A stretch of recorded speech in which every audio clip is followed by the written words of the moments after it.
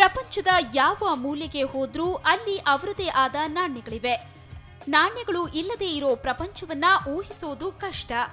ಒಂದೊಂದು ದೇಶದಲ್ಲಿರುವ ನಾಣ್ಯಗಳಿಗೆ ಅದರದೇ ಆದ ಇತಿಹಾಸವಿದೆ. ಹಾಗೆ ನಮ್ಮ ದೇಶದ ನಾಣ್ಯಗಳಿಗೂ ತನ್ನದೇ ಆದ ಇತಿಹಾಸವಿದೆ. ನಮ್ಮ ದೇಶದಲ್ಲಿ ನಾಣ್ಯಗಳು ಹುಟ್ಟಿಕೊಂಡಿದ್ದು ಹೀಗೆ.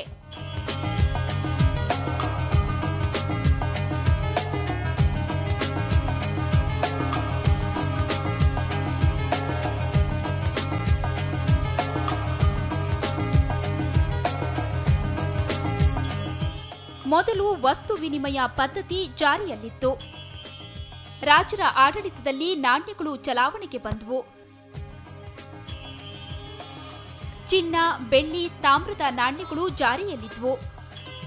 ನಾಣ್ಯಗಳು ರಾಜರ ಆರ್ಥಿಕ ಪರಿಸ್ಥಿತಿಯನ್ನ ಬಿಂಬಿಸುತ್ತಿದ್ವು. ನಾಣ್ಯಗಳ ಮೇಲೆ ಪ್ರಾಣಿಗಳ, ರಾಜರ ಲಾಂಛನಗಳನ್ನ ಮುದ್ರಿಸಲಾಗುತ್ತಿತ್ತು. ವ್ಯಾಪಾರಕ್ಕಾಗಿ ಬಂದ ವಿದೇಶಿಗರಿಂದ ನಾಣ್ಯಗಳ ಚಲಾವಣೆ ಹೆಚ್ಚಾಯಿತು. ಅದರಲ್ಲೂ ಬ್ರಿಟಿಷರು ಭಾರತಕ್ಕೆ ಬಂದ ಮೇಲೆ ತಮ್ಮದೇ ನಾಣ್ಯಗಳನ್ನ ಜಾರಿಗೊಳಿಸಿದ್ರು. ಇದರಲ್ಲಿ ಇಂಗ್ಲೆಂಡ್ ರಾಜರ ಚಿತ್ರಗಳನ್ನ ಮುದ್ರಿಸಲಾಗುತ್ತಿತ್ತು. ಆಗಸ್ಟ್ 15, 1950ರಲ್ಲಿ ಭಾರತ ಸ್ವತಂತ್ರ ನಾಣ್ಯಗಳನ್ನ ಮುದ್ರಿಸಿತು. 1955ರಲ್ಲಿ ಭಾರತ ನಾಣ್ಯಗಳ ಮಸೂದೆ ಜಾರಿಗೆ ತಂತು. 1-4-1957ಕ್ಕೆ ₹1 ಬೆಲೆ 100 ಪೈಸೆಯಾಯಿತು. ಮುಂಚೆ ₹1 ಬೆಲೆ 64 ಪೈಸೆ ಇತ್ತು. 1950ರಿಂದ 1964ರವರೆಗೆ ಪೈಸೆಯನ್ನ ನಯಾ ಪೈಸೆ ಅಂತ ಕರೆಯಲಾಯಿತು. ಅಲ್ಯೂಮಿನಿಯಂನಲ್ಲಿ ನಾಣ್ಯಗಳ ಮುದ್ರಣ ಆರಂಭವಾಗಿದ್ದು 1960ರಲ್ಲಿ.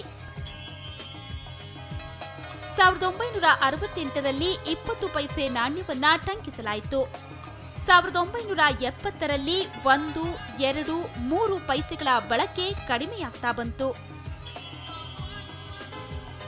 1988ರಲ್ಲಿ 10, 25, 50 ಪೈಸೆಗಳ ನಾಣ್ಯಗಳು ಸ್ಟೇನ್ಲೆಸ್ ಸ್ಟೀಲ್ನಲ್ಲಿ ಮುದ್ರಿಸಲಾಯಿತು.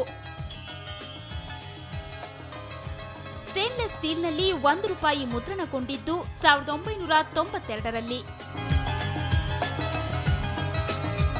ನಾಣ್ಯಗಳ ಇತಿಹಾಸ ಅಷ್ಟೇನೂ ದೊಡ್ಡದಲ್ಲ. ಆದರೆ ನಾಣ್ಯಗಳ ಹುಟ್ಟಿನ ಮೂಲವನ್ನ ಹುಡುಕ್ತಾ ಹೊರಟ್ರೆ ದೊಡ್ಡ ಇತಿಹಾಸವೇ ಸೃಷ್ಟಿಯಾಗುತ್ತೆ.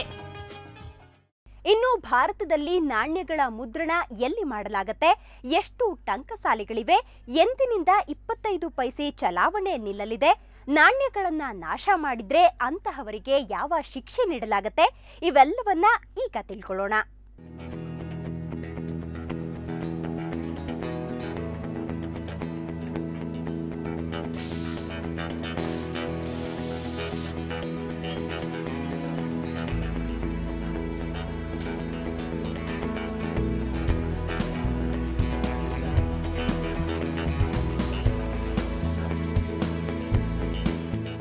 ನಾಣ್ಯಗಳನ್ನ ಯಾವ ಘಟಕದಲ್ಲಿ ಮುದ್ರಿಸಲಾಗಿದೆ ಅನ್ನೋ ವಿಶಿಷ್ಟ ಚಿಹ್ನೆಯನ್ನ ನಾಣ್ಯಗಳಲ್ಲಿ ಕಾಣಬಹುದು.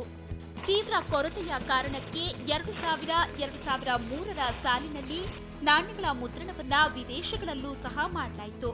ಭಾರತದಲ್ಲಿ 4 ಟಂಕಸಾಲೆಗಳಿವೆ.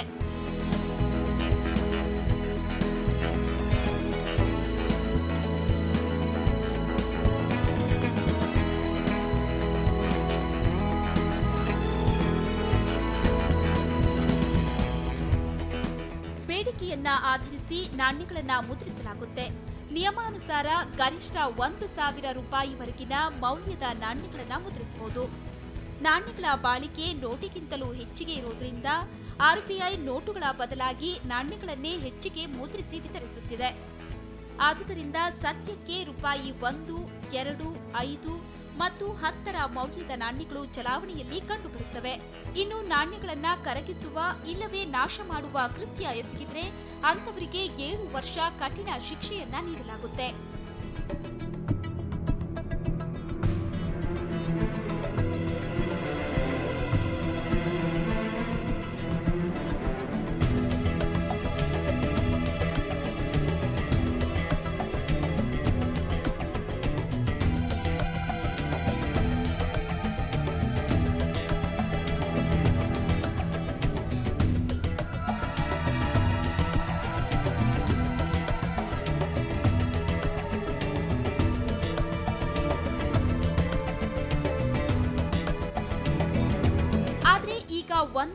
2, 5 ಮತ್ತು 10 ಪೈಸೆಗಳು ಇತಿಹಾಸ ಸೇರಿದಂತೆ 25 ಪೈಸೆ ಕೂಡ ಇತಿಹಾಸದ ಪುಟ ಸೇರಿಕೊಳ್ಳಲಿದೆ.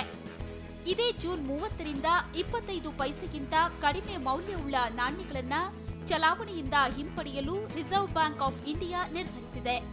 ಸಾರ್ವಜನಿಕರು ತಮ್ಮ ಹತ್ತಿರ ಇರೋ 25 ಪೈಸೆಯನ್ನ ಬದಲಾಯಿಸಿಕೊಳ್ಳಲು ಜೂನ್ 29ನೇ ತಾರೀಕು ಕೊನೆ ದಿನ. ಬಳಿಕ 25 ಪೈಸೆ ನಾಣ್ಯ ಇತಿಹಾಸದ ಪುಟ ಸೇರಲಿದೆ.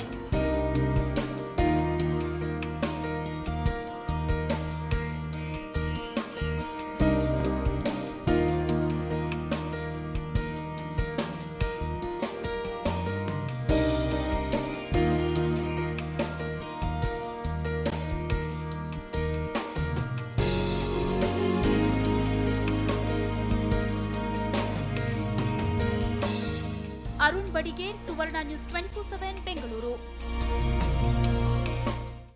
ಇದು ಈ ಹೊತ್ತಿನ ವಿಶೇಷ. ಕ್ಷಣ ಕ್ಷಣದ ಸುದ್ದಿಗಾಗಿ ನೋಡ್ತಾ ಇರಿ ಸುವರ್ಣ ನ್ಯೂಸ್ 24/7.